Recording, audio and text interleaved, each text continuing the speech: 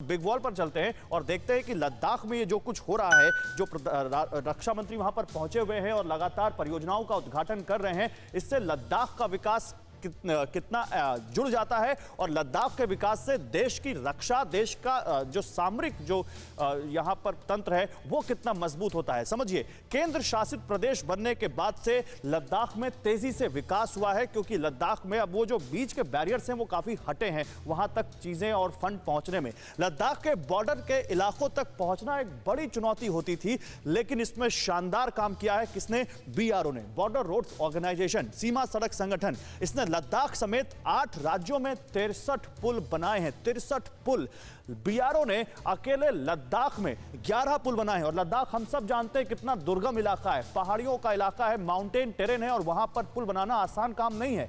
रक्षा मंत्री राजनाथ सिंह ने 63 परियोजनाओं का वहां पर उद्घाटन किया है और बॉर्डर तक जवानों और हथियारों का पहुंचना इन परियोजनाओं की वजह से, इन पुलों और इन सड़कों की वजह से बहुत आसान हुआ है। जहां पर जाने में कई दिन लगते थे, अब कुछ परियोजनाएं ऐसी हैं जहां कुछ घंटों में पहुंचा जा सकता है। और ये सामरिक तौर पर भी, ये कि सिविल तरीके पर तो सड़क बनना किसी भी देश के विकास के लिए बहुत अहम होता है, जहां पर सड़क बनने के बाद दुर्गम इलाकों के लोगों की पहुंच मंडियों तक, शहरों तक हो जाती है। लेकिन क्योंकि ये लद्दाख है, क्योंकि ये सीमा का इलाका है, इसलिए यहां सड़क का और पुल का महत्व कहीं और ज्यादा हो जाता है।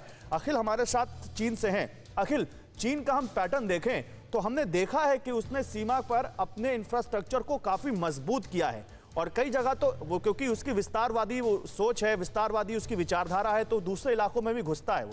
लेकिन चलिए उस बात पे हम आते हैं। उससे पहले, क्या अब चीन को ये आईना दिखता है कि नहीं, भारत पीछे नहीं है? भारत ने भी न केवल मिरर डिप्लॉयमेंट किया जब 15 जून की वो गलवान झड़प वाली, जो गलवान घाटी में झड़प हुई उसके बाद, बल्कि इसके अलावा भारत ने सीमा पर भी अपने इंफ्रास्ट्रक्चर को काफी मजबूत किया है। जी गौरव, मैं 2-3 बात बोलना चाहूँगा। पहली बात तो कि भारत की तरफ से देर आए दुरुस्त आए। जो भारत को 20 या 30 साल पहले कर लेना चाहिए था, एटलीस्ट 20 साल पहले कर लेना चाहिए था, भारत वो अब कर रहा है। खैर कोई बात नहीं, देर आए दुरुस्त आए, अब कर रहा है, ये अच्छी बात है और ये करना चाहिए। सेम आपने अभी जो कहा कि चाइना ने अपने बॉर्डर एरिया के पास अपना इंफ्रास्ट्रक्चर बढ़ा लिया है, बिल्कुल सही बात है। मैं सिंचियांग का दौरा कर चुका हूँ, अभी मैं पिछले हफ्ते तिब्बत होकर आया हूँ। शिकाजे जो एरिया है इनका, नीमू काउंटी, जो काफी अपने अरुणाचल प्रदेश के काफी करीब है, सिक्किम के काफी करीब है ये। और वहां जाकर देखिए कि कितना इंफ्रास्ट्रक्चर वहां बिल्ड हो चुका है। हाईवे है वहां पर हर तरह की तमाम सुविधाएं हैं। यही चीज मैंने जो लेह के पास है, जो सिंचांग का एरिया पड़ता है, होटान एरिया, वहां मैंने देखा वो गांव पूरे डेवलप्ड हो चुके हैं। वहां चौड़ी चौड़ी सड़कें हैं उधर। तो यानी कि चाइना जो धीरे धीरे जो अपना इंफ्रास्ट्रक्चर बढ़ा रहा था, कर रहा था, वो अपना कर चुका है।